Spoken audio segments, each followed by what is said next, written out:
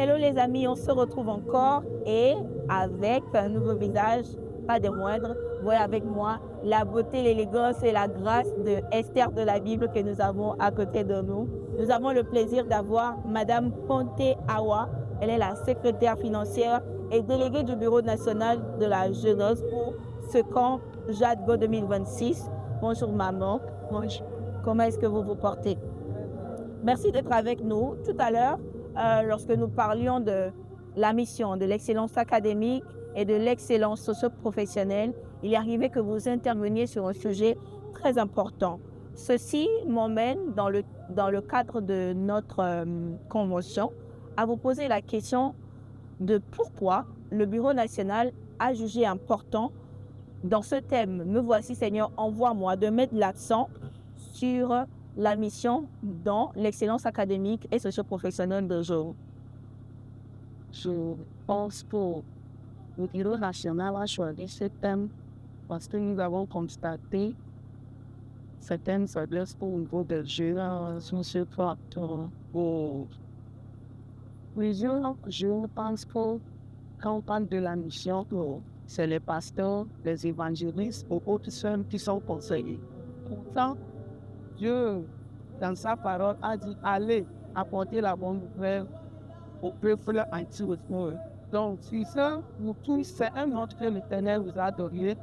Jeunes, vieux, vieilles, vieux, tous nous sommes invités à apporter la bonne nouvelle à Christ.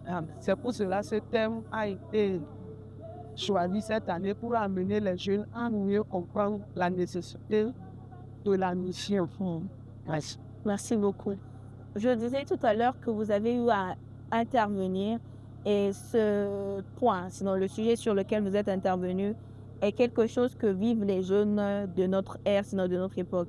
Et votre histoire personnelle traduit qu'en tant que jeunes, nous devons saisir les opportunités, ne pas baisser les bras, en espérant qu'un travail ou une opportunité tombe du ciel, que nous devons être des jeunes qui prennent des initiatives et qui mettent leurs diplômes, leurs aptitudes à contribution d'abord pour leur propre bien, puis ensuite pour la mission de Dieu.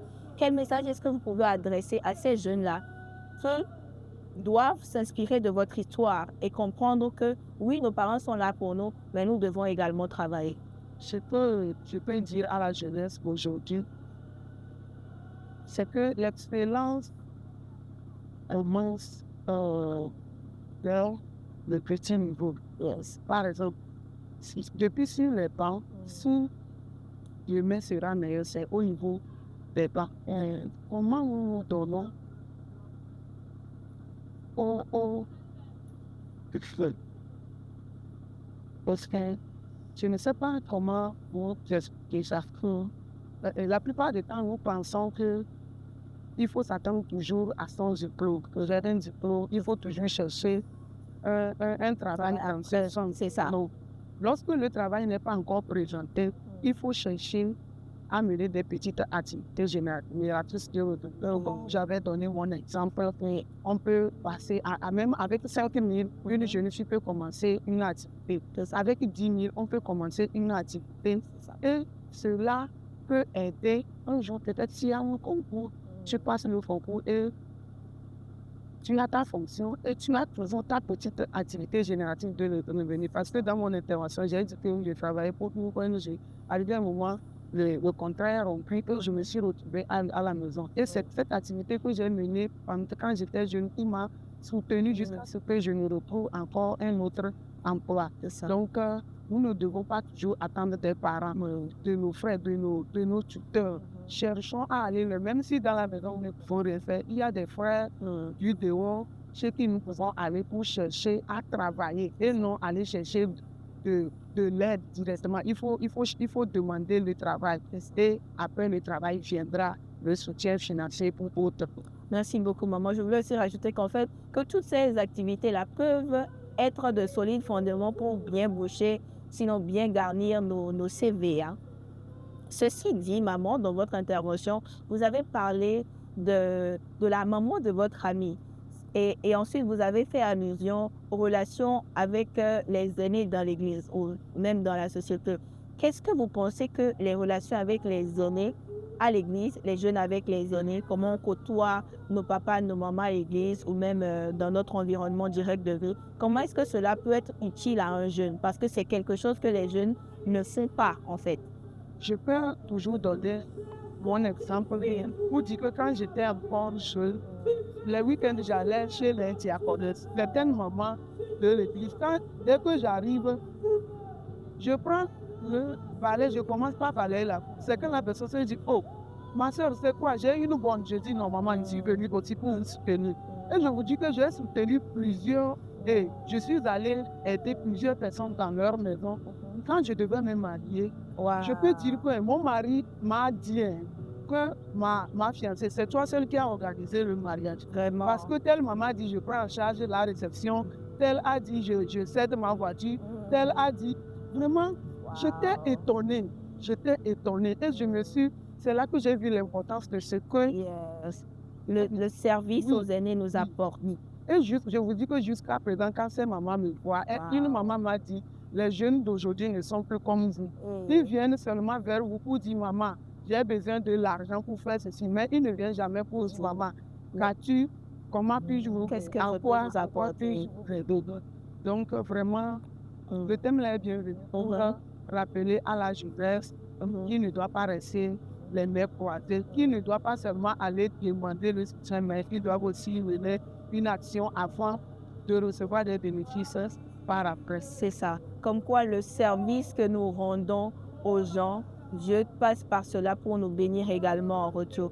Merci beaucoup, maman. Aussi, dans le sens de cette matinée, nous avons eu un enseignement sur le jeûne et la mission, le jeûne chrétien et la mission. Qu'est-ce que vous pouvez nous dire, maman, comme message que vous pouvez, sinon que vous adressez à un jeune, dans le sens de ce que Dieu attend réellement de lui dans son œuvre? Qu'est-ce que Dieu attend d'un jeune dans la mission? Dieu attend que le jeune homme, la jeune fille, fasse un pas vers son frère, vers sa soeur, pour lui apporter la bonne nouvelle.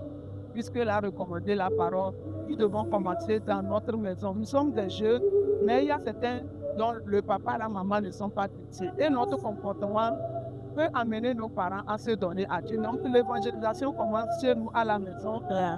Et après, au dehors, dans nos services, dans nos ateliers, un peu partout. Donc, le Seigneur nous envoie un peu partout dans le monde pour apporter que nous ne soyons pas les seuls bénéficiaires de la grâce de Dieu. Lorsque nous le recevons, nous devons partager cette parole du salut en Christ à toute la jeunesse et à tout le monde entier. Merci, maman. Vous êtes femme et vous êtes dans le Bureau national de la jeunesse où vous servez. Est-ce que vous pouvez dire par là que Dieu appelle et envoie aussi les femmes dans sa mission? Dieu appelle et envoie les femmes. Parce que je suis une femme, j'ai commencé depuis le bureau local, après je suis allé à la région. Et par la grâce de Dieu, je suis aujourd'hui dans le bureau national. C'est une grâce que le Seigneur m'a faite, une grâce que je ne sais pas. Donc, c'est pourquoi nous faisons aussi des efforts pour amener surtout nos jeunes sœurs aussi à s'attacher plus à Dieu et à être des exemples de développement pour la jeunesse de développement de votre. Une dernière question, maman, dans le sens toujours de la mission où on dit que le titre de Madame Pasteur est une appellation qui fait peur à beaucoup de jeunes sœurs. Qu'est-ce que vous pouvez dire, maman, à une sœur qui va suivre cette vidéo et qui hésite à dire oui à un jeune pasteur ou à un appelé de Dieu? Je pense que si c'est dans la volonté de Dieu, une jeune fille soit femme de façon, c'est une grâce. Parce que le Seigneur t'appelle pour soutenir cet homme. Il n'est pas donné à n'importe qui d'être femme de pasteur. Donc, si tu as été appelée à être femme de pasteur, c'est une grâce exceptionnelle. Et nous ne devons pas vraiment rejeter.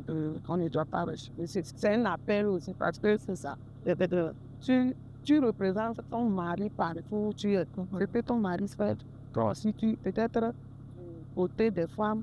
Tout de suite, quand nous avons, moi je ne suis pas madame pasteur quand même, par rapport au conseil, tout de suite quand nous avons fini l'enseignement. Il y a une seule qui s'est approchée de moi, elle m'a dit, Tata, vraiment, vous m'avez encouragé par votre exemple parce qu'elle a eu son bac.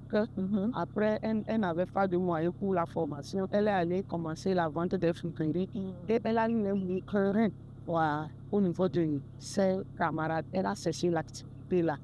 Donc, c'est pour dire que si tu as été choisi par Dieu, nous, mes moutures, nous, bon, rien ne pourra t'empêcher. Rien ne pourra t'empêcher. Donc, j'encourage les sœurs avec qui les pasteurs font les avances de demander la volonté de Dieu. C'est vraiment la volonté de Dieu d'avancer. Le Seigneur même va pouvoir pour le reste. Merci beaucoup, maman. Merci à vous qui nous suivez. Que le Seigneur vous bénisse. Nous sommes toujours connectés. Suivez-nous en ligne si vous n'arrivez pas à venir sur le camp. Sinon, nous vous invitons à faire le maximum pour nous joindre. Nous sommes encore ensemble jusqu'à dimanche, la fin de la promotion. N'hésitez pas à vous abonner à nos différentes plateformes réseaux sociaux, TikTok, YouTube, Zadgo et Facebook également. À très vite.